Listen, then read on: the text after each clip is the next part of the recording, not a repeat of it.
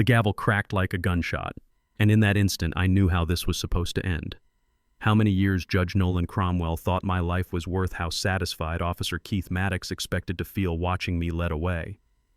On paper, I was Darius Vance, another black man in an orange jumpsuit with a prior and a baggie of cocaine found in his hoodie. Just one more name in a courtroom that smelled like old wood and quiet bias. What nobody in that room understood, not the jury, not the prosecutor, not Cromwell with his silver hair and polished robe, was that this case they thought was routine was a federal sting from the first minute, and I was not their victim. I was the one sent to see how far they were willing to go. It started on a heavy September night in Bayport City. Air-sticky streetlights haloed the kind of heat that gives bad cops excuses. I had walked the same stretch of Sycamore and 8th for 2 weeks, hoodie-up hands in my pockets, moving with that calm that makes the wrong officer decide you are suspicious, waiting to see if the stories about Maddox were true. His cruiser rolled up slow, window down, elbow out. "Hands where I can see them," he snapped. I stopped, raised my hands. "Problem, officer." "You're trespassing in a high-intensity drug trafficking area," he said. We both knew it was a public sidewalk. He stepped out like he owned the block, big frame, tight jaw, that heavy authority some men wear like a weapon. He demanded ID. The second my hand moved toward my back pocket, he slammed me into a brick wall so hard my teeth clicked. "Reaching for a weapon," he barked. "Getting my wallet like you asked," I said. That should have been the end. Instead, it was the moment he decided I was his. The pat-down found nothing, and that offended him. While he cuffed me, his gloved hand dipped into a hidden pouch, and I felt it, the faint plastic crackle of his insurance baggie. A second later, he was holding it up like he had pulled it from my soul. "Well, well, well," he said. The body cam, according to his report, malfunctioned. I didn't argue. I watched.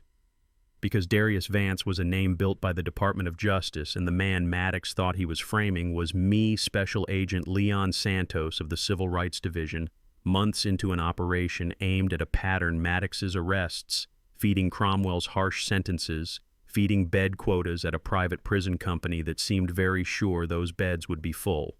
At the precinct, his report came out neat. Hand-to-hand transaction with an unknown male who fled, erratic behavior, known drug corner, field test positive, chain of custody intact on paper. They booked me and pushed me into a holding cell like they'd done it 1,000 times. Bayport had become a conveyor belt, where the same kinds of defendants rolled through, and somehow the harshest outcomes kept landing in one courtroom. We already had a whistleblower in Cromwell's chambers and a clerk who had slid us call logs and records tying him to American Corrections Group. We just needed something undeniable tape that showed the whole machine running.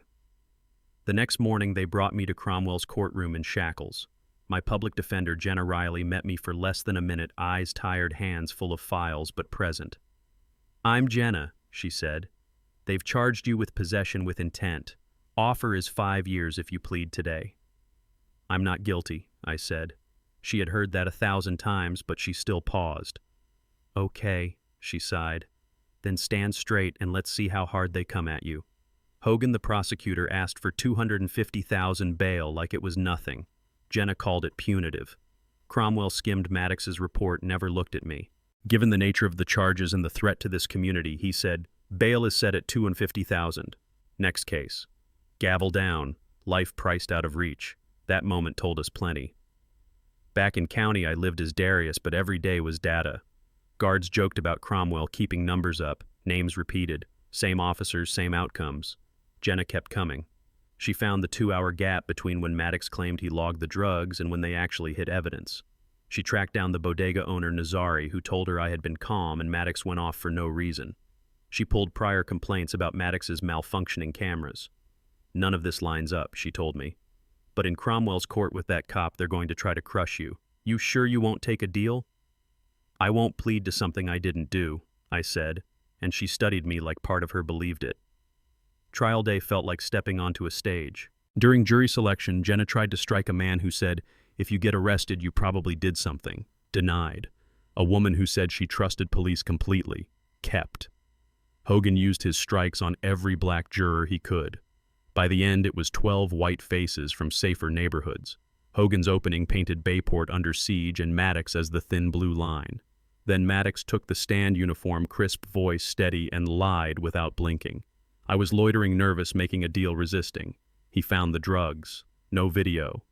Jenna's cross put cracks in his story. Why no pursuit of the mystery buyer? Why the drugs sat in his locker? Why his camera always seemed to die in certain neighborhoods? He got defensive. Hogan objected. Cromwell shielded him. When Nazari testified, he looked terrified and backed Maddox, contradicting what he'd told Jenna. She tried to confront him. Cromwell shut her down. Then we learned Maria Flores and her husband, who had agreed to testify that Maddox shoved me for nothing, were picked up by ICE that morning. Jenna shook when she called it witness tampering. Cromwell brushed it off as another jurisdiction. The pattern wasn't subtle anymore. When I testified, I told the jury exactly what happened.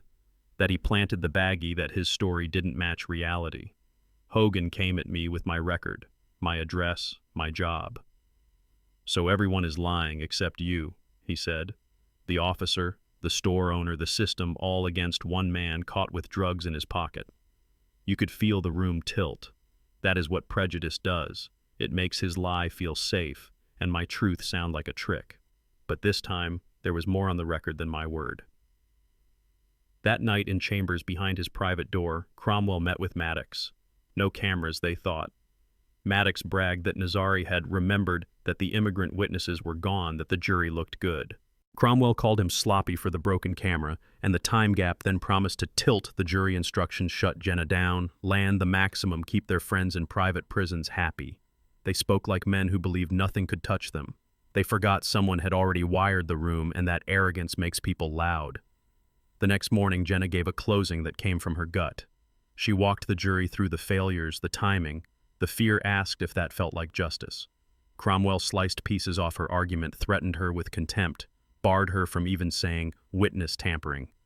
Hogan's closing was quick, good cop, bad felon, simple choice. Cromwell read a version of reasonable doubt that sounded like automatic trust in the state. The jury was out less than an hour. "Guilty," the foreperson said. Jenna flinched. Maddox smiled. Cromwell went straight to sentencing. "He called me a parasite poison, said men like him had to protect the city from men like me, said I showed no remorse, so he would show none." As he lifted the gavel to seal 10 years under the name Darius Vance, I decided I was done acting. "Your Honor," I said, voice steady. He snapped that I was finished. I stood. "My name is Special Agent Leon Santos, Department of Justice, Civil Rights Division." The room froze. I pulled my badge from inside my jacket and set it down. The doors opened. DOJ agents stepped in. The lead asked if I was secure. I said yes. Then I looked at Maddox. "Arrest him." They put him on the wall while he yelled, "I'm a cop," and read him charges for conspiracy, civil rights violations, perjury. Then we turned to Cromwell. I laid it out in front of everyone. Ann's statement. Horizon's money, his calls, the pattern of his sentences, the recording from his chambers where he promised to rig my case. He tried to hide behind the title, Judge. The agents cuffed him anyway. The jury that had just convicted me watched the man in the black robe walk past them in chains, and you could see something crack in the way they looked at the room. The fallout was real. Maddox got decades in federal prison, suddenly just another inmate. Cromwell went down for bribery, fraud, conspiracy, his name stripped from plaques and programs, his cases dragged back into the light. A task force went through his rulings. Hundreds of people got new hearings, many walked free. Horizon Corrections paid in money and exposure for the bodies they'd turned into numbers. Hogan lost his license for choosing wins over truth. Jenna joined the DOJ team, turning the worst case of her career into fuel for something better.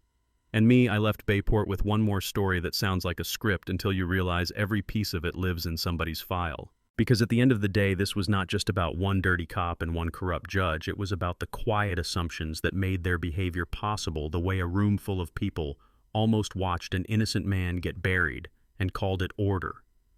If that does not make us uncomfortable, I don't know what should. So now I want to hear from you. Was this justice letting a corrupt system run its favorite play just long enough to catch it on tape? Or did we cross a line using their own game against them? Would you accept operations like this if they expose judges and officers who profit from other people's cages? Or does that kind of sting make you uneasy? You know what I mean? Tell us what you think in the comments. Share what you've seen where you live. Like if you believe power should never go unchecked, and subscribe if you want more real stories about karma, corruption, and the long, messy way the truth finds the light.